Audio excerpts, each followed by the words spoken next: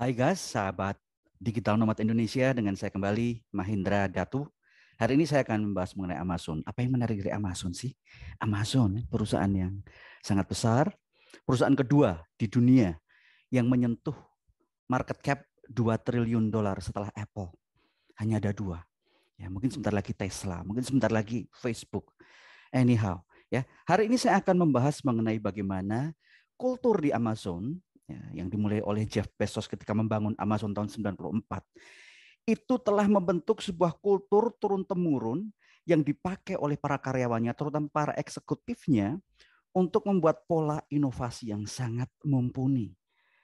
Inilah kehebatan seorang Jeff Bezos, seorang pemimpin yang tahu dari garasi mau dibawa kemana perusahaan ini. Sekarang pusatnya ada di Seattle, memiliki superblok yang sangat mewah, sangat futuristik. Ya, lepas dari karakteristik dia yang mungkin bagi sebagian orang unik, eksentrik, tapi apa yang dilakukan oleh Jeff Bezos dengan Amazonnya itu sungguh luar biasa. Saya akan membahas sebuah buku yang ditulis oleh mantan karyawan. Ada dua karyawan Amazon ya, dua-duanya VP. Yang satu Colin Breyer, satu lagi Bill Carr.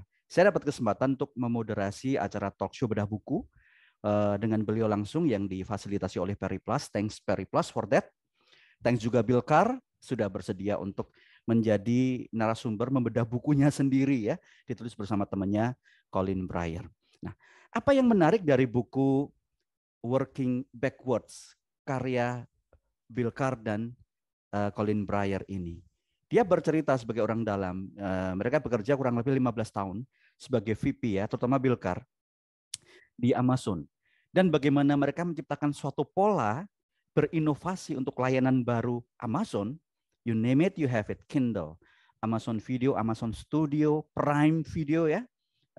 Ada lagi bahkan berikutnya banyak sekali ada AWS, Amazon Web Services atau cloud-nya.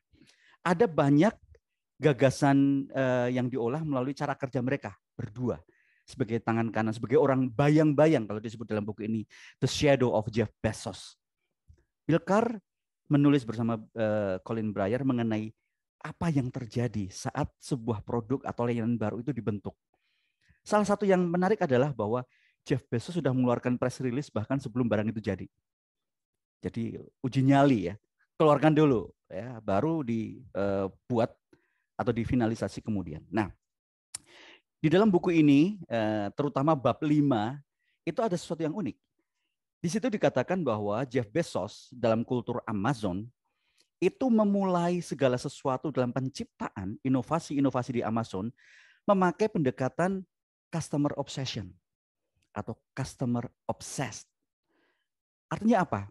Semuanya dimulai dari belakang. Bukan apa yang ingin diciptakan oleh Amazon, tapi apa yang ingin didapatkan oleh customer, pengalaman apa yang ingin diperoleh dan diikuti atau dialami oleh customer, itu yang akan menjadi basis mereka ditarik ke belakang ke hari ini, persiapannya seperti apa supaya Amazon bisa menciptakan barang-barang yang diimpikan customer itu. Ini yang menjadi menarik bagi cara kerja Amazon. Ada prinsip-prinsip yang disebut Amazonian Principles, ya, adalah prinsip-prinsip organisasi dan orang-orang SDM di Amazon. Ada 6, saya akan sebutkan. Yang pertama adalah have established leadership principles. Ada prinsip-prinsip kepemimpinan yang mapan, established. Ya. Di situ disebutkan bahwa Jeff Bezos memulai dari awal dengan jelas. Jadi suatu saat kalau ada proyek baru atau ada anak perusahaan baru, pemimpinnya itu harus tahu benar visinya si Jeff Bezos mau dibawa kemana Amazon itu. Ya. Disebutkan bahwa apapun yang dikerjakan Amazon itu harus memiliki prinsip kepemimpinan yang khas yang ditularkan oleh Jeff Bezos kepada para penerusnya, para top eksekutifnya. Yang kedua, ya, use hiring to progressively raise the bar. Setiap orang baru yang direkrut oleh Amazon itu harus lebih baik, lebih pintar, lebih cerdas. Karena kalau tidak akan menaikkan bar. Bagaimana dengan orang-orang lama? Akan terpacu. Karena setiap ada angkatan generasi baru rekrutmen, mereka jauh lebih canggih, lebih smart, lebih aktif, proaktif, imajinatif, kreatif. orang-orang lama menjadi tertarik untuk tetap kompetitif. Itu kultur yang dibangun di dalam prinsip-prinsip Amazonian. Nah, tadi sudah ada yang pertama dan kedua ya. Yang ketiga adalah organize to have single-threaded leaders. Artinya apa? Single-threaded leaders. Bahwa setiap proyek baru Amazon harus ada satu orang yang full 100% bertanggung jawab. Artinya apa? Dia tidak akan dibebani oleh pekerjaan lainnya. Harus ada, misalnya nih Mahendra dikasih pekerjaan nih sama si Jeff Bezos. Mahendra, kamu pegang proyek untuk bikin Amazon Go. Ya udah, Mahendra dikeluarkan dari tupoksinya yang sekarang, fokus di sana, ambil tim yang baik, tim yang paling cocok bisa kerjasama dengan Mahendra, dan hanya fokus di sana. Tidak boleh diganggu yang lain. Tidak ada alasan bahwa kesibukan di luar tugas baru ini yang akan menghambat bagaimana produk baru yang diserahkan kepada Mahendra tidak tercipta. Jadi sebagai leader di tiap proyek baru, itu bertanggung jawab sepenuhnya sampai produk itu menjadi produk final dan di launching. Yang keempat, communicate with narratives and six pagers. Ini yang menarik. Jeff Bezos mengatakan bahwa PowerPoint itu untuk entertainment.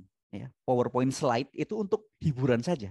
Tapi yang benar-benar untuk memberikan deskripsi orang harus mengerjakan apa, itu adalah naratif, artinya teks. Dia mengatakan kami di Amazon, para pemimpin memiliki 6 halaman teks naratif untuk mengingatkan dalam setiap meeting itu dibacakan, kita itu sedang dalam posisi apa, mau mengerjakan apa, harus mengerjakan dengan cara bagaimana. Ini menjadi pegangan, 6 halaman, bukan 10, 20, 30 PowerPoint slides. Ya, tentu ini debatable. Tapi inilah tradisi yang dijalankan di Amazon sebagai Amazonian Principles. Nomor 5, start with the desired customer experience. Saya ulangi lagi ya. Start with the desired customer experience. Semuanya dimulai dari harapan seperti apa konsumen itu ingin mengalaminya. Konsumen itu pengen apa? Benda apa yang membuat mereka itu mengalami apa? Itu yang dimulai oleh Amazon. Ini menarik sekali teman-teman digital nomad Indonesia ya. Karena ketika saya membaca ini dalam buku ini ya, ada di bab 5 dengan jelas dikatakan bahwa melihat apa yang akan terjadi nanti itu diciptakan pertama kali di sini, untuk diciptakan yang kedua kali dalam realita, itu prosesnya ditarik mundur. Sebenarnya ini bukan hal baru. Kalau Anda pernah membaca bukunya Stephen Covey, ya Seven Habits for Highly Productive People, di sana ada salah satu prinsip dalam habitnya yang disebut begin with the end in mind. Mulai segala sesuatu dari ujung-ujung yang adalah benak kita. Mulai dari belakang. Nah, belakang ini dalam konsepnya Amazonian Principles adalah obsessed customer. Customer pengen mengalami apa? Pengen punya pengalaman apa? Itu yang menjadi kunci ditarik mundur ke hari ini. Saya siapkan apa saja, sumber daya apa saja untuk menjadikan itu terjadi. Ya. Yang keenam, yang terakhir ya. Manage your business inputs, not outputs. Karena ini berkaitan dengan prinsip kelima. Segala sesuatunya mulai dari customer. Jadi input yang masuk itu penting sekali untuk kita olah dengan baik. Karena output yang bentuknya revenue, omset ya, profit, itu adalah bonus. Itu adalah akibat kalau kita take care of the inputs. Di sini disebutkan, emphasize inputs you do manage and control, itu akan menghasilkan output yang diinginkan. Karena apa? Tidak mungkin segala sesuatu yang terencana dengan baik berdasarkan keinginan customer akan ditolak kembali oleh customer. Karena prosesnya dimulai dari customer. Ya. Dan ini menariknya karena ada statement yang mengatakan bahwa revenue, profit, dan satisfaction itu adalah akibat. Kalau kita take care of inputs dengan baik. Saya ulangi dari nomor 1 sampai ke 6 ya. Prinsip-prinsip Amazonian ada 6. Pertama, have established leadership principles. Yang kedua, use hiring to progressively raise the bar. Rekrutmen ya.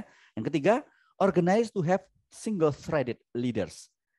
Satu proyek baru, satu proyek leader baru, tidak diganggu. Ya. Yang keempat, communicate with narratives and six pagers. Itu kebiasaannya Jeff Bezos yang turun-temurun, top eksekutif mereka juga melakukan 6 halaman narasi menggantikan PowerPoint. Ini yang menjadi pegangan setiap kali meeting. Yang kelima, start with the desired customer experience.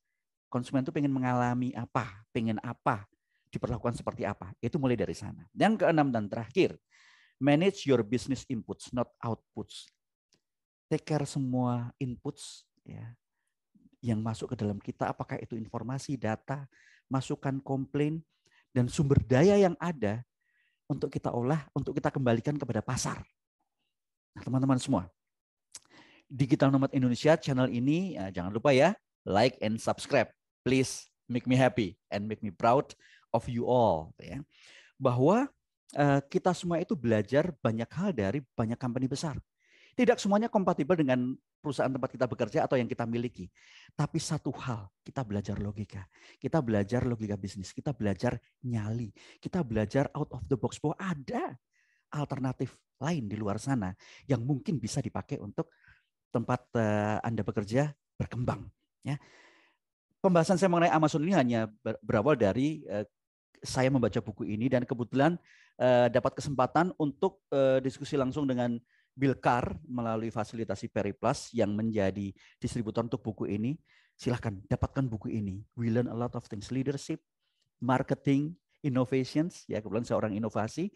Ini buku ini membantu kita untuk lebih memahami bagaimana the futurism, masa depan itu akan terbentuk. Orang-orang seperti apa di bisnis yang harus memimpin banyak proyek, bukan hanya memimpin perusahaan, tapi memimpin penemuan-penemuan baru, inovasi-inovasi baru. Nah, teman-teman semua, nanti Senin tanggal 25 Oktober 2021 jam 19 kita akan ngobrol bareng dengan Bill Carr, penulis dari buku ini, mantan VP Digital Media Amazon selama 15 tahun. Ya, pastikan Anda tidak melewatkan kesempatan yang baik ini. Anda cari informasinya di websitenya Periplus Indonesia dan see you. Salam Digital Nomad Indonesia.